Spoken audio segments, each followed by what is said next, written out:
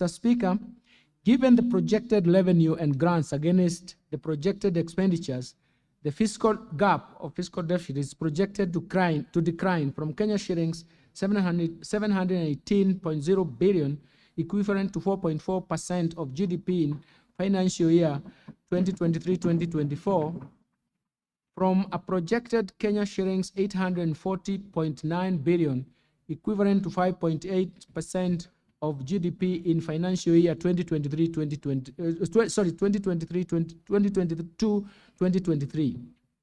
The fiscal deficit will be financed through net external financing of a Kenya shillings 131.5 billion, equivalent to 0.8% of GDP, and net domestic financing of 586.5 billion, and that is equivalent to 3.6% of GDP.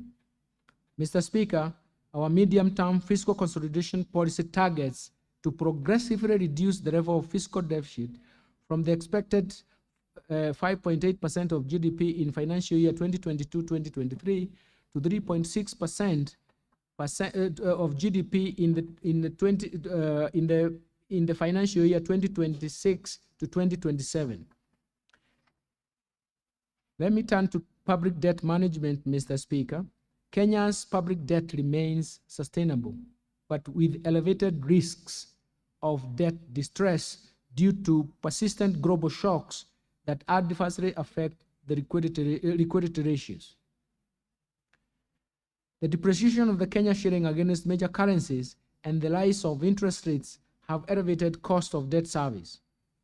Further, the depreciation of the currency has increased the size of the public debt stock, as half of the public debt is actually denominated in foreign currency. Although the debt burden has risen, Kenya has not accumulated debt service arrears, and the government is committed to honor all public debt obligations as they fall due. Over the medium term, revenue-driven fiscal consolidation policy stance is expected to improve further the country's debt sustainability ratios and debt carrying capacity. Mr. Speaker, the current limit of the debt as approved in 2020 by this House is Kenya shillings 10 trillion. Guided by the best practice, the government intends to change the public debt ceiling from a numerical number to a debt anchor in the form of a ratio of public debt to GDP in present value terms.